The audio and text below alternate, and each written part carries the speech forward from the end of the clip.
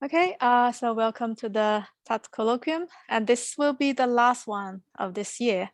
And we are very happy that next year there's a very good chance that we'll move back to campus. Okay, so today we are happy to have Minh Bui to speak. Minh is a postdoc that recently joined our department. He got his PhD this year in September from North Carolina State University. Minh works in nonlinear analysis and convex optimization and applications to data science. And he's going to talk about some multivariate convex minimization problem. So welcome. All right, thanks Zen for the introduction, and it's my great pleasure to be here to give a talk at our colloquium. And this will be based on a part of my PhD dissertation under the supervision of Professor Patrick Convex at North Carolina State University. So I cannot see if people are raising their hands in Zoom or not because I'm in full screen mode for my slide. So if you have any question or if there's anything that is not clear to you, feel free to unmute yourself and interrupt me at any time. And with that, let me get started with the basic setup for my talk today. So if during the talk, if you see any math calligraphic letter H and G like this, they are real Hilbert spaces. And I'm going to use the notation to denote the scalar products and norms of the underlying Hilbert spaces. It's a type of abuse of notation, but not abuse. It's kind of ambiguous notation, but the context will make it clear which is the underlying space.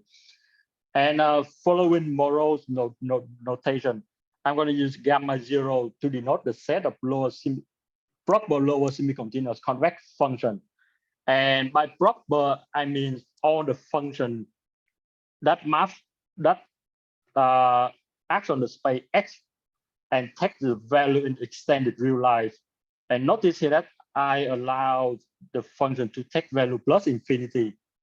And by proper, I mean that at least one point in the space such that fx admits the real value at that point. Okay, and so that's the basic setup for my talk today.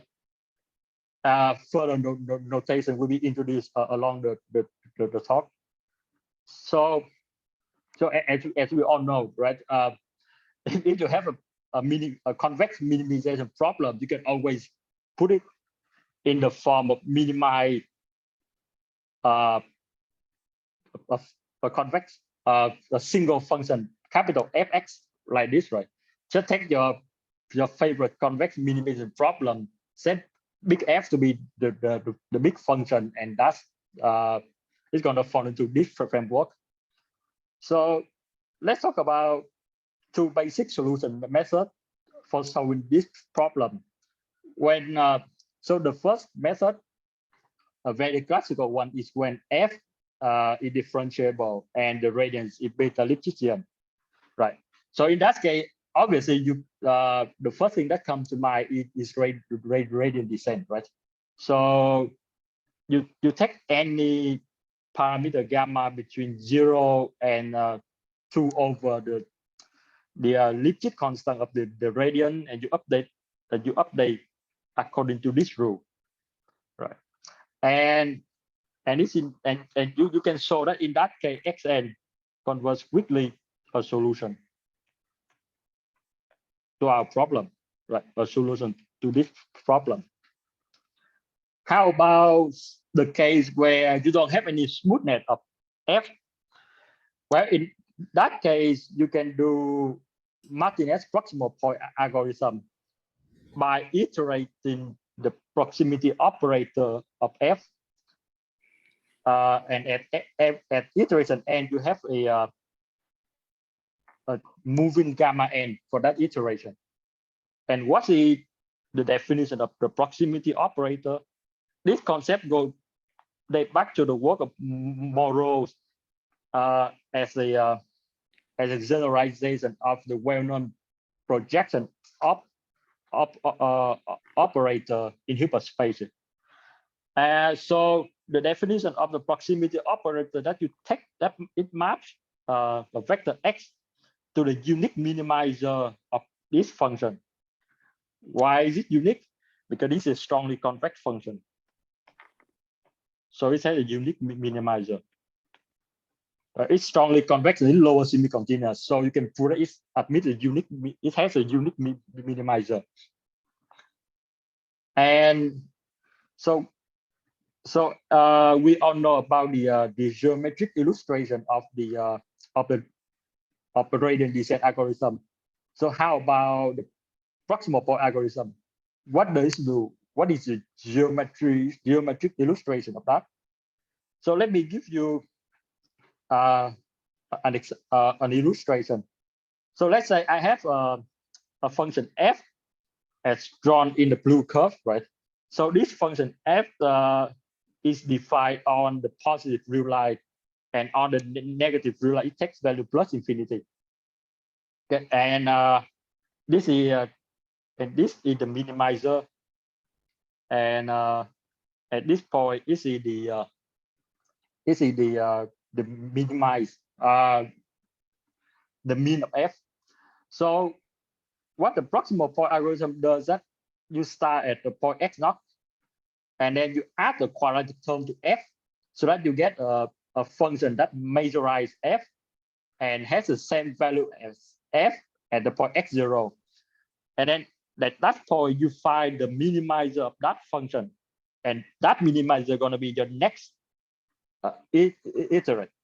And then you repeat, right? Starting from that iterate, you draw another, you add a quadratic term to f, so that you get another function which measures f and having the same value as f at x naught, which is exactly with this point, right? This is the point where they share the same value. And then you find the minimizer of the new one, of the new function. That's going to be your next iterate. And then you keep going, right? And you can show that if you repeat that one, xn converts quickly to a point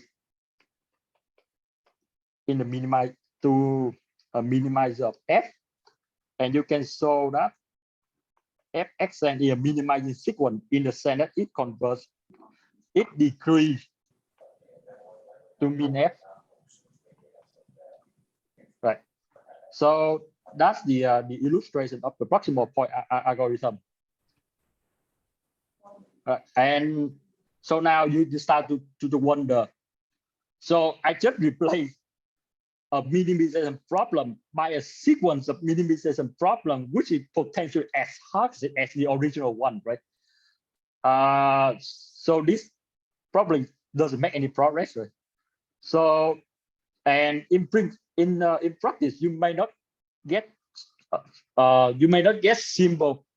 such simple problems that you can compute, that you can explicitly compute the proximal, the proximity operator of f, or the function f is differentiable on the whole space.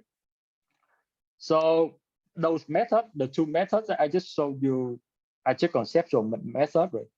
They are conceptual, but they have a big influence on the methods that come after them, right? So let's talk about a strategy in convex minimization problem. So one strategy to deal with such scenarios is that you look at the structure of the function big F, and then you decompose it into elementary components. By elementary, I mean the components that are easier to deal with individually, but as a whole, meaning like as a big function f, altogether they are very hard to deal with, but maybe as a single function, they are easy to deal with. So that's the idea of a splitting method, right? Or you can call it decomposition method. So an idea is, so date back to the 70s, right? A strategy to decompose big F into F plus G. And here they are. So the first scenario is that there are two classical scenarios, right? So let me mention the first one. The first scenario, you decompose big F into small f plus small g, and you implicitly assume that you have access to the proximity operator of F, in the sense that the proximity operator of F is available in closed form, right? And you assume that G differentiable with a beta Lipschitzian gradient. And so a very popular method to minimize capital F in this situation is the forward-backward algorithm, which was first brought into the world convex minimization problem by Convex and Vast in 2005. And what does it do? So there are two steps in the forward-backward algorithm. The first step is the explicit step, called the forward step. It's explicit because you use gradient G explicitly, and it is followed by an implicit step, called the backward step. This some followed by from I believe from the terminology in the numerical analysis and from PDEs. So, and then if you choose gamma n that is bounded away from 0 and bounded away from 2 divided by the Lipschitz constant of gradient G, then the conclusion is that Xn converges quickly to a minimizer of F plus G. So, and you can say more, right? You can conclude that Fxn is a minimizing sequence in the sense that it decreases to min F. And there are two, so this is rather abstract, right? But let's see if this reduces to any well-known situation in the literature. Well, in the case where G equals 0, you clearly get the proximal point algorithm, right? Because in that case, you just ignore the gradient G. And if F is 0, you get back gradient descent.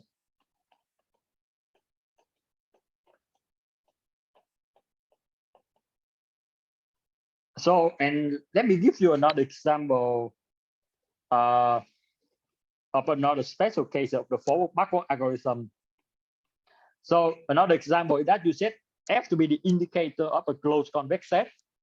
What is the definition of the indicator? Well, it just maps a vector X to 0 if X belongs to the set C, and plus infinity if X doesn't belong, if X outside C. And then if you plug the indicator into the definition of the proximity operator, you see that the prox of the indicator is just the classical projection onto C, and therefore the forward-backward algorithm reduced to the classical projective gradient descent. So that's a few examples. And an advantage of having such abstract frameworks is that it provides a unified treatment for many different scenarios, right? And even there are papers in the literature where people devise algorithm for a specific scenarios without even realize that it's a special case of a bigger picture. So let me illustrate my point. So another example is the alternative projection method. So what it does is that you alternate between a projection set onto B followed by a projection set onto C, and hence the name alternative projections. And why is it a special case of the forward-backward algorithm? Well, because if you set F to be the indicator of C and G to be 1/2 the distance square. What you learn is that gradient of G is identity minus the projection onto D. Right. So so if you plug this F and this G into the forward backward algorithm, you obtain the alternating projection method. And here is obviously minimize the function is the same as minimizing that function square over 2, right? So that's why the conclusion that Xn converges quickly to a point in C which minimize the distance to D. So that's the that's another example. So let me give you another example where to illustrate my point that people devise specific algorithm for a specific scenario without even realize that it's a special case of a forward backward algorithm. So in their work in 2004, Douglas-Rachford and her colleagues considered this setting. And where does this setting came from? Well, this setting came from the problem where you want to recover an image, a signal X. You want to recover a signal X, but you only see an observation R.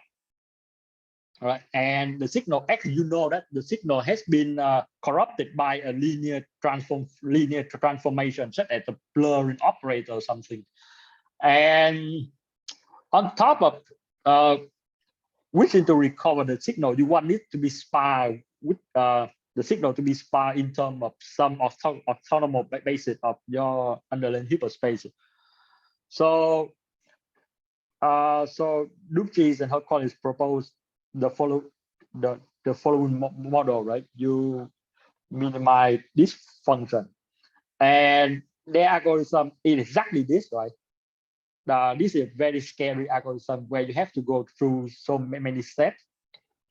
And in their proof, right, they exploit the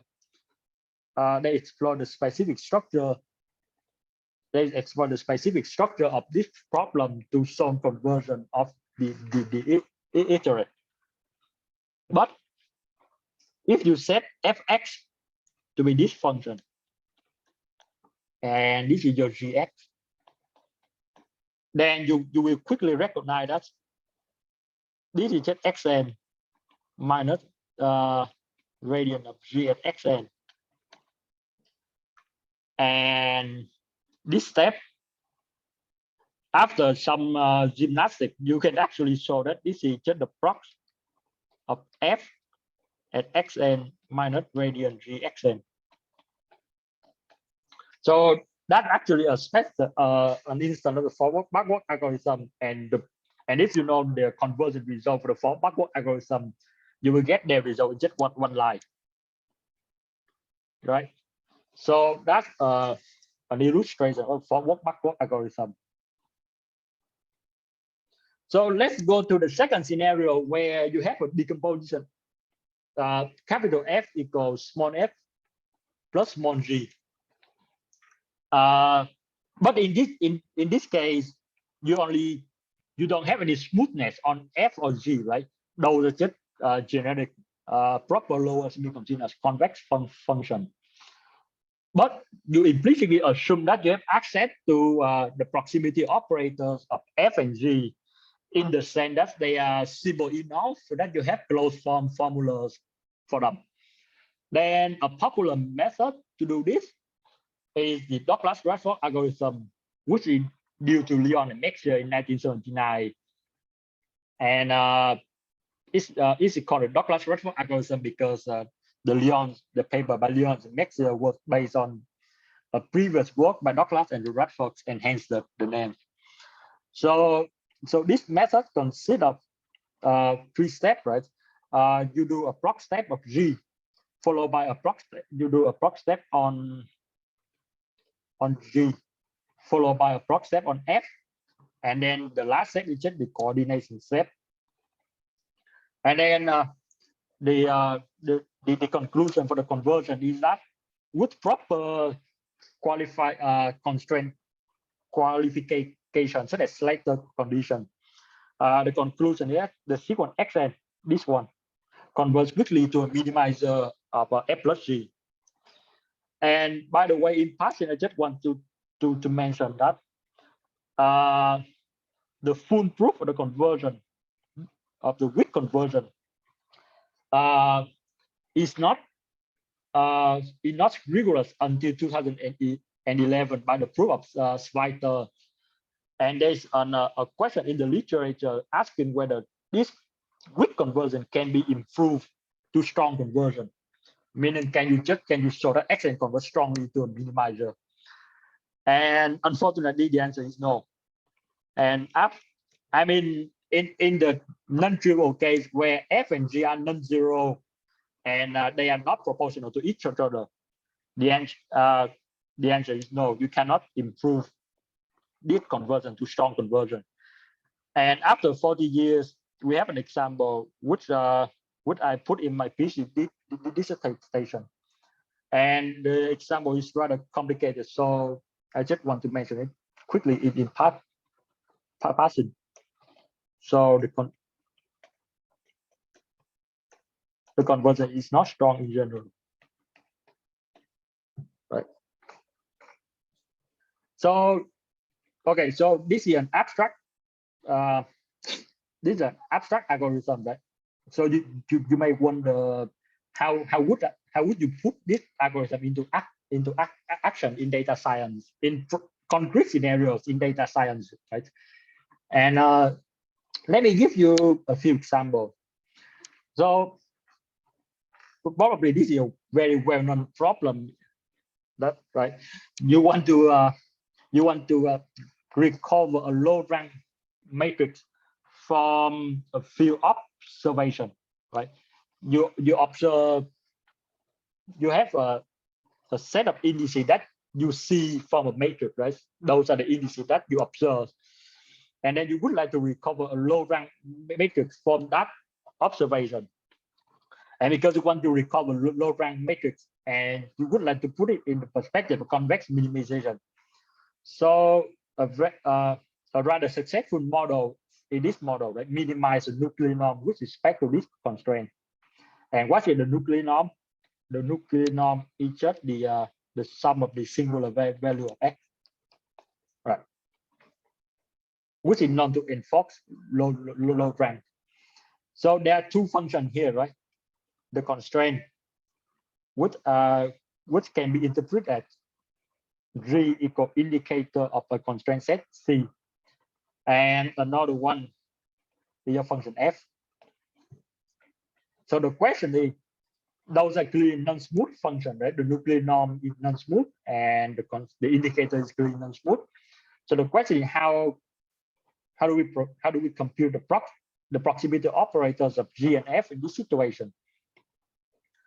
So, and it turns out that you can compute the proximity operators of the nuclear norm explicitly, and which only implicitly assume that you have the ability to do the singular value decomposition of X.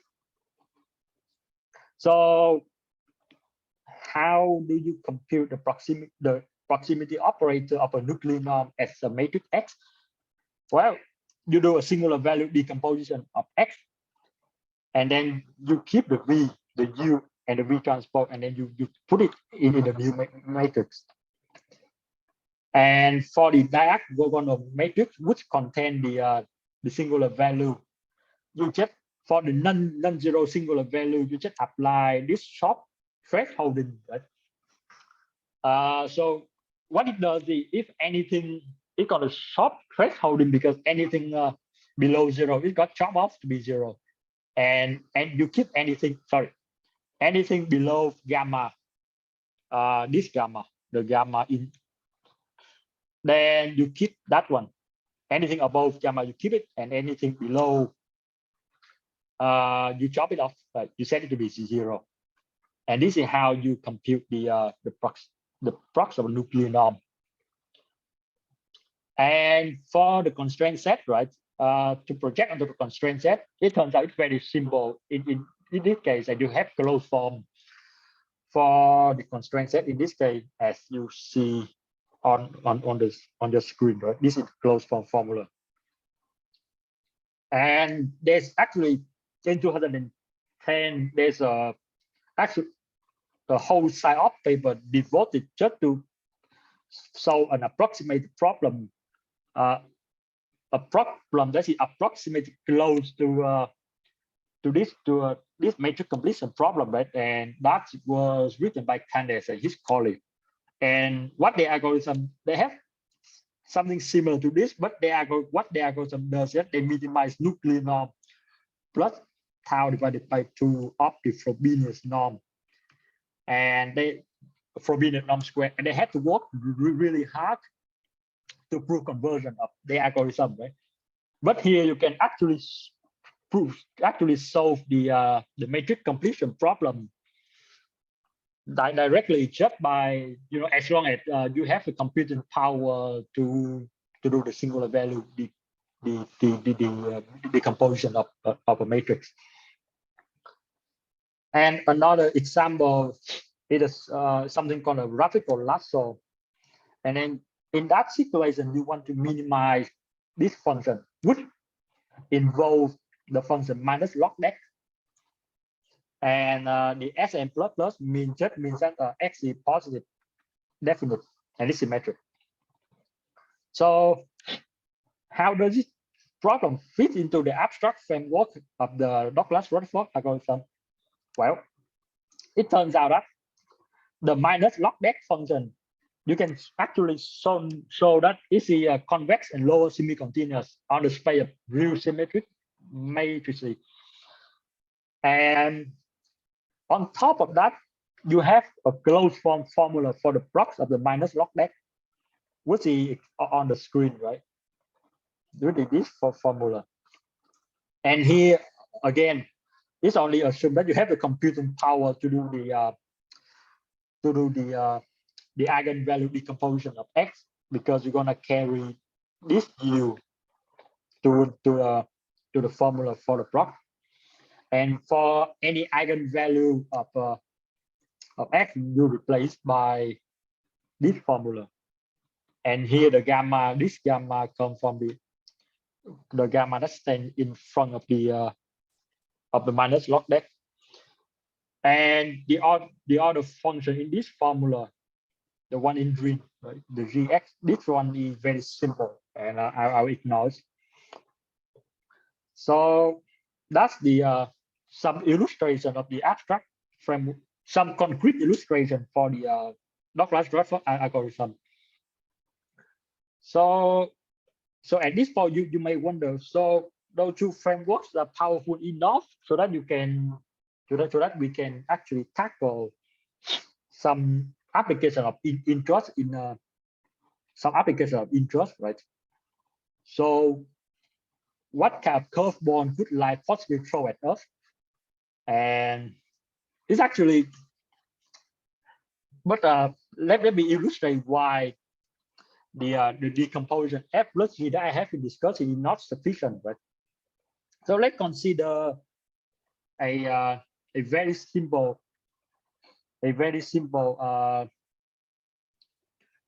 total variation the noising problem, right?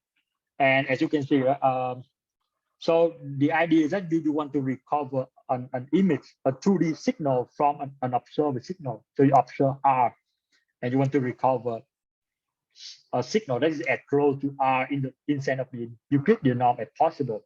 But then you want it to have a small total variation, and that's why you put this formula. This is called the total variation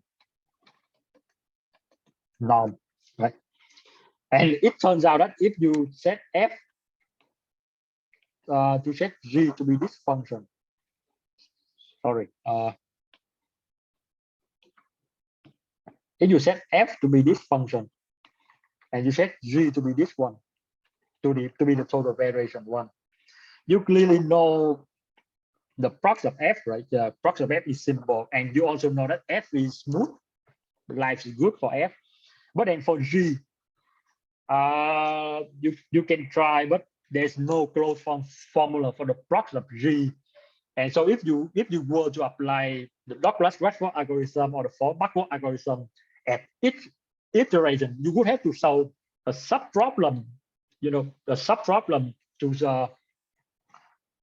compute the product of G, and this is not simple, right? So it could possibly be as hard as the original one, right? So life is not that easy, but then let's make an observation here.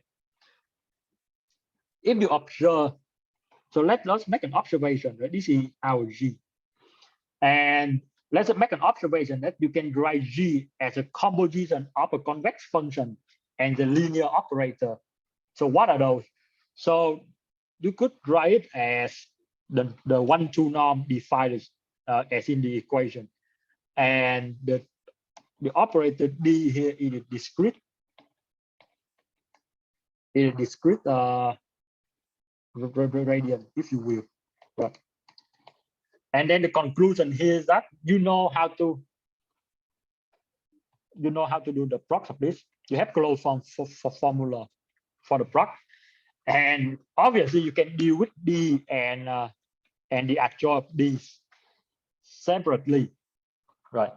So as a composite function, G, you don't know the prox, but you can deal with the prox of the 1-2 norm and the linear operator D separately,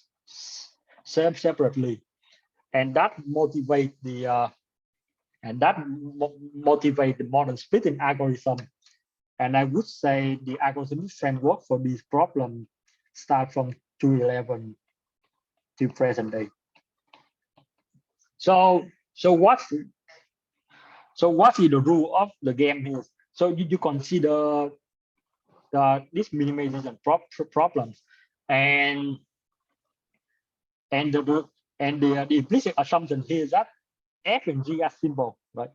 F and G are simple in the sense that you either know closed form formula for their proxy, or some of them are smooth, and you know how to do how you compute the radian of that, and the L is a linear bounded linear operator. And most of the time you don't know the prox of this composition. You don't know the prox of G composed with L, but you can deal with G and L separately. And from 2011, since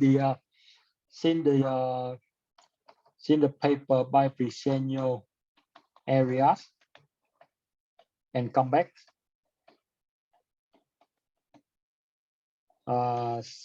side of 2011.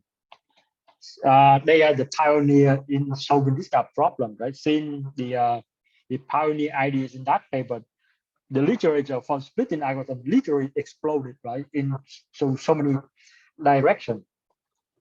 And let me summarize quickly for you. So there's a zoo of methods out there for solving this model. And why do you need this? So it has to develop in many different stages, right? So, but the most general one is the one I show you on the screen. That's why I said, and it's all special cases. And why is there a zoo of model out there? Because you have two choices for F, right? It's either non-smooth, or it could be smooth, right? And similarly for G, right? You have two choices. This is smooth, and you activate via the radian, or it's non-smooth, and you activate via the proximity operator. And you can see where this is going, right? Depending on how you do the combination between the properties of F and G, you could generate paper after papers and for this kind of models or its special cases, right?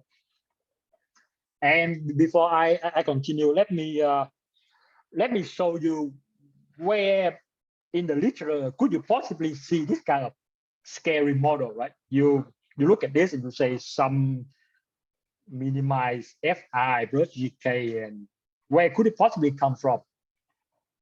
Let me take a very familiar model that comes from graphic assignment, right? You have a network. This is the node. The N is node and the A is the arcs, right? And on that network, you have a set of commodities, or you can code different user transiting on your network, right? And the size zk stand for the flux of user k on arc j, right? So how many, the amount of user k transiting on the arc j of the network. So a basic traffic assignment problem is this, right? You want to minimize the cost in time of some other measure, right? And this could be a convex function. The cost of the total volume on that arc, right? Subject to the constraint that the flow, the diversion, the number of flow in, subtract the number of flow out, has to be a vector that's you known in advance, right? And you have a bound on the on the total volume of on each arc. So that's why you have the constraint xj belong to tj here. So how does it fit into our into that multivariate convex minimization problem? It turns out that if you set the indexed I to be the your set of arcs and k is the union of arcs and node, then your fi, so xj is just this function. And it turns out that you know how to compute prox f in terms of prox phi j, right? There's a closed form formula to compute, to relate prox of fj and prox of phi j. And the gk in this case is just either the indicator of the ck or is the indicator of the singleton sk, depending whether your index belongs to the arc, so it's in the node. And the linear operator is defined like this. And under this setting, you will see that the traffic assignment problem is a special case of the multivariate convex minimization problem that I showed earlier. So and another problem is convex clustering problem, right? And this is easier to see. So this is just the interaction between the node, I mean the two different vectors, right? And here the set I is the number of observation cluster you have, and the set k is just the k ij set I less than equal j, and you can put it into the convex minimization problem framework under this setting that I showed you on the screen. So what is the thing that we consider one of the biggest challenges in the operator splitting method?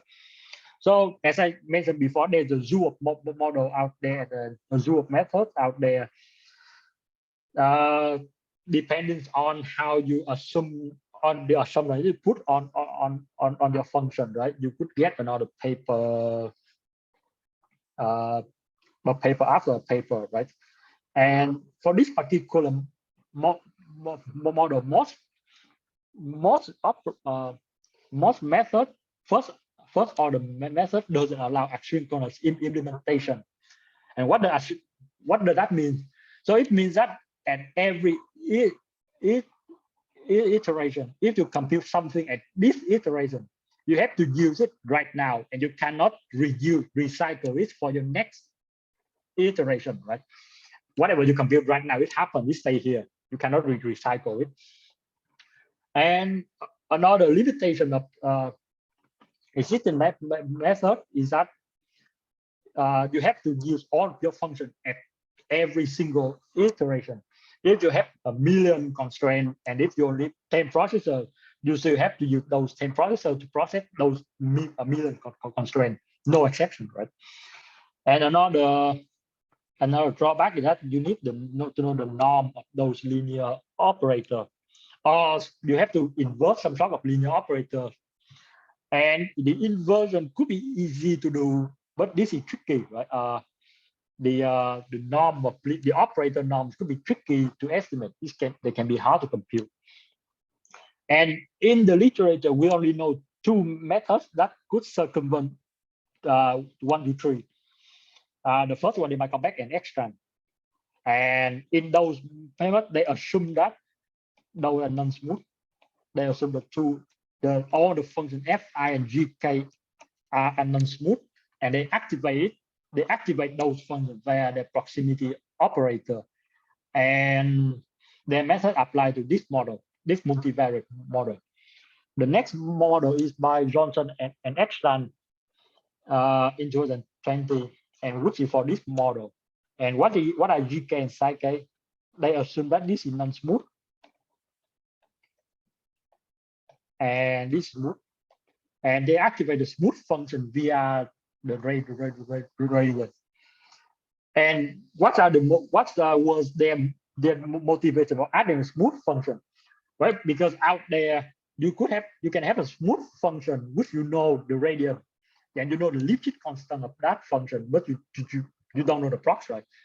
A good illustration is the log, logistic log. Right? You know that this is one. I believe this is differentiable, and you know the Lipschitz constant, right? But the proximity operator of this function is really hard to compute. There's no closed form for that. So that was the motivation of Johnson and Eckstein.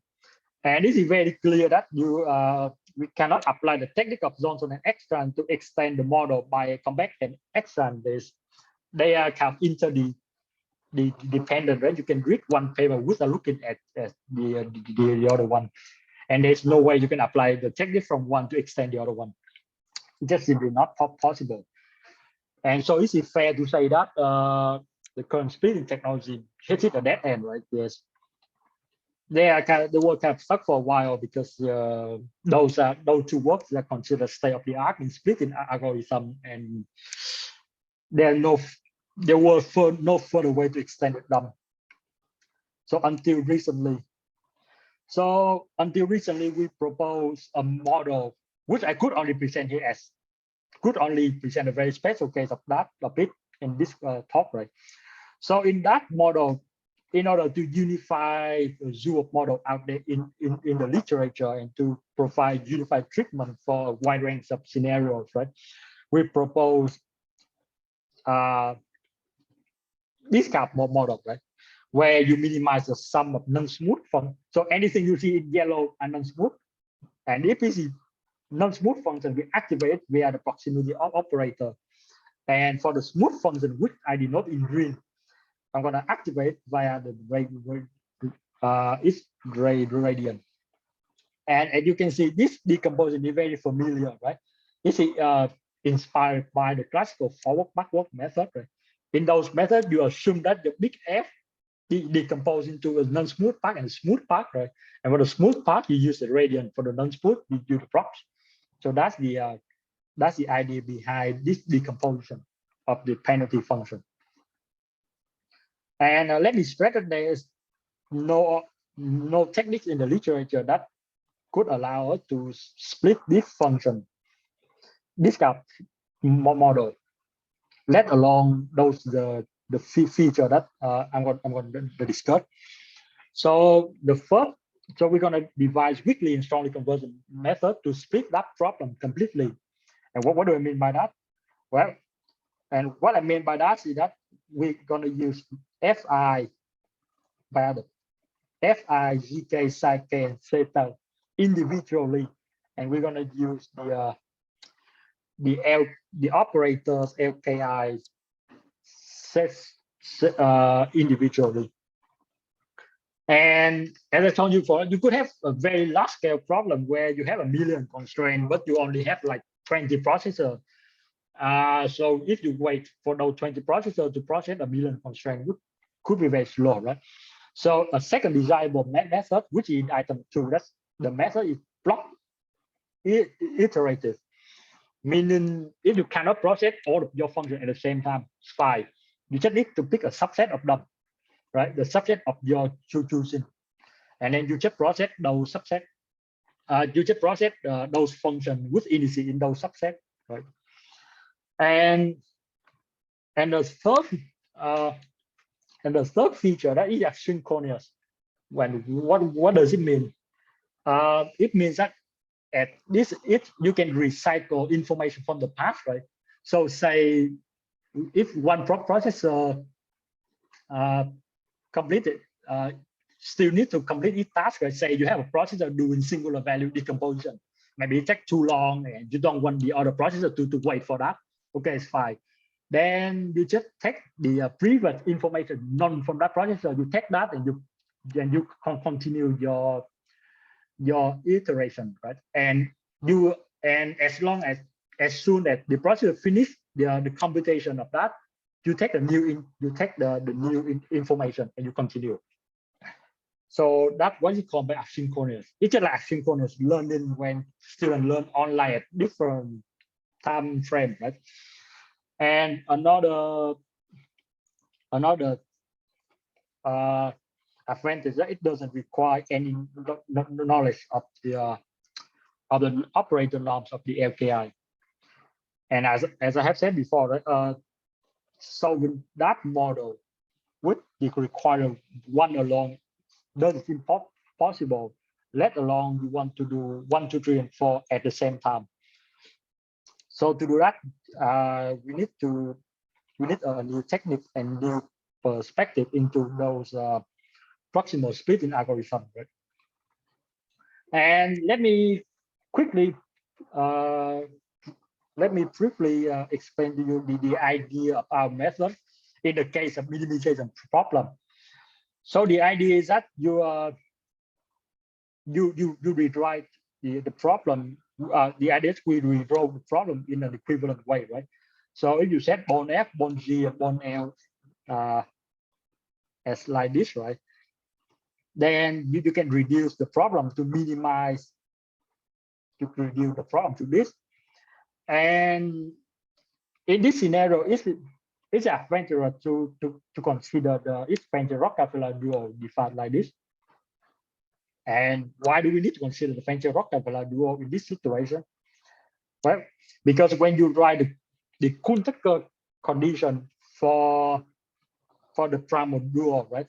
Then in the case where you have primal and dual solution and the primal value, then there's no duality gap, right? Then X and V star do primal dual solution if they satisfy this system. And this system is still hard to deal. It's still hard to deal with under our setting because, as I recall, right, G gonna be the direction of GK plus psi k. And if, as you see, right, if you do the Fencher conjugate here, you're gonna end up with a mess, and it's not very nice to deal with the subdifference of this function. So a trick here is that you don't have to deal with that. You just need to deal the fact that the subdifferential of the Lagrange transform is the inverse of the subdifferential, and then you add a dummy variable here. You add the dummy variable y, and now instead of solving for 2 variables, you are now solving for 3 variables. And why is it better? Because you have more flexibility, right? And because of the structure of the function g, so this is easier to deal with. And it turns out that this system is can be written in the form of finding a zero of a maximally monotone operator. And let me quickly remind you what's the maximally monotone operator. It is just an operator where a set value operator where the graph, if you look from left to right, it go up like this. It could be a set, the value of x at the point could be a set, a subset of x. And this is maximally monotone in the sense that you cannot extend its graph without compromising the monotonicity, without destroying the monotonicity. And there's an extensive literature for the problem of finding the zero of a maximally monotone operator, but none in the literature would allow us to to get an algorithm that satisfy our requirement, right? So we came up with a new one, and in 2020, Convex and I devised this abstract conversion principle, right? You take any alpha strongly monotone and beta Lipschitzian operator, and then you do this iteration, and then to conclude, and assume that you have a conjecture point, meaning a point that's x star, x and v star satisfy this system. Then according to this iteration, the x gonna converge to a point x, y, and v star, where x bar and v bar star is a conjecture point, right? And this is too abstract, right? So the question is, how do I choose Kn and how do I choose x and tilde here to get an implementable algorithm, right? And you can find the details in our paper. But let me, because I'm running out of time, let me describe the algorithm for you. So the algorithm here is that with a suitable choice of the operator Kn with a suitable choice of the x and tilde, you obtain this algorithm. And it may look scary, but those steps are very simple, right? But here you can see this one is just the radial step, right? You do the partial radial of theta, and it's, as I promised, it's just the prox of fi. And this, the next step is just the vector addition and a scalar multiplication, right? And I put the color code in green and violet to match this, right? So the green, anything in green, that you're actually doing the step of computing straight yn, and in purple, in violet, this is computing yn star, right? And so this, the in stand for the block of indices that you activate at each iteration. So if you have 1 million of constraints and you can only activate 10 of them, so those for the indices that you activate, you compute the prox. And on top of that, you could have an iteration where you initiate your computation, right? You could initiate your computation at iteration 10, but then you won't use it, it won't be ready until iteration 20. Then you wait until iteration 20 to get the result. And for anything that you don't activate, you don't do anything. And similarly, right, for the function in K, you pick a subset of function that you want to activate, and there's a lag controlling the asynchronous implementation, right? And it's the same thing here, right? This is just the radial step, the vector subtract the radian. This is a proc step, and this is a sum of linear operator acting on the variable, and this is also a radial step, and the rest are just vector addition and matrix multiplication, right? In the case of in a finite dimensional case, and nothing fancy. And as I promised, we use each function and each operator individually and in parallel. And the rest are very simple, right? The rest are just scalar product, norm square, and then matrix vector addition and multiplication. So let me turn to the let me finish by the conversion result of this algorithm. So because we are finding conjecture point, right? So we have to assume that there exists a conjecture point. And the next iteration be about the lag, right? You want to control how far the path that you initiate the computation. This one, the T could be arbitrary large, depending on it's your choice, right? But they have to be uniformly bound. It has to be uniform for all indices and for all iteration. And the next one would stem from a classical condition, a convex feasibility problem. Yeah, you cannot forget some of your function at one point, right? You have to use all of them after p consecutive iteration. Doesn't matter which order you use them, as long as in p consecutive iteration you use all of them, and p could be arbitrarily large, right? but they have to be uniform. Then the conclusion is that the sequence XIN and V cycle converge quickly to a critical point. And we also have a strongly convergent variant of this. And by that, I mean by adding another step into this, another negligible step into this algorithm, you can improve this one to strong conversion. And this is important in some applications like PDEs where people care about strong conversion, right? And with that, I conclude my talk. And here's beside the two works, the two papers that I mentioned during the talk, you can find others in D3 papers. And with that, I conclude my talk today. So thank you for your attention. Thank you, Minh, for the talk. So let's see if there's any questions from the audience.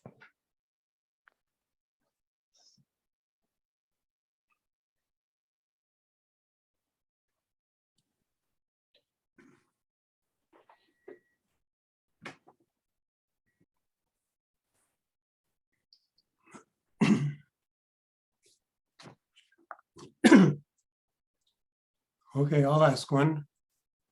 Yeah, So please.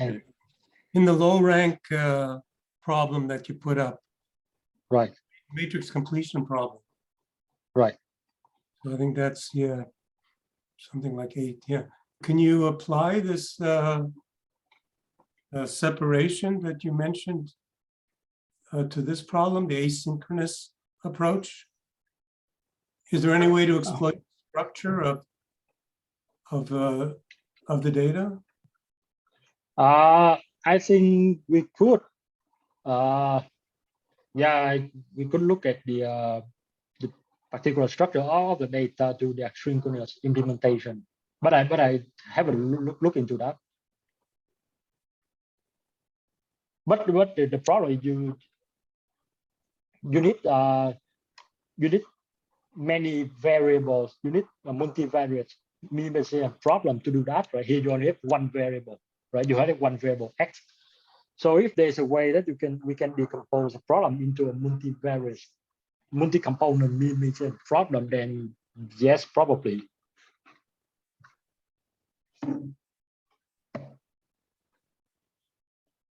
Does that answer your question, Henry? Yeah. Did you run this this problem with the non-smooth? So this is a non-smooth approach, right? Because right. This is yeah. Did you try the approach that you have? Not yet. But what I can say that is quite similar to the approach by Candace and his co-author in 2010. Okay. The only difference is that in their method they solve a different problem. They solve a problem where the constraint is the same, right? But the problem is that the nuclear norm but tau by 2 the forbidden norm square. Their approach couldn't solve directly the matrix completion problem. They solve this approximate problem. And their approach assume the same thing, right? They have to be able to do the singular value decomposition of a matrix, and that's all they assume, which is the same thing here. I only assume that we can do singular value decomposition. But I hear this approach allows us to solve directly the matrix completion problem.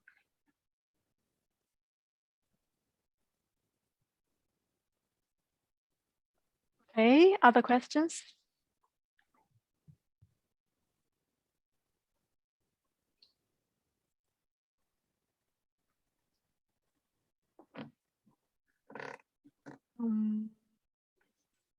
All right, if there are no more questions, then it's time to thank Minh Bui for the nice talk. So let's unmute ourselves and give applause. Thank you. Thank you. Thank you for your attention.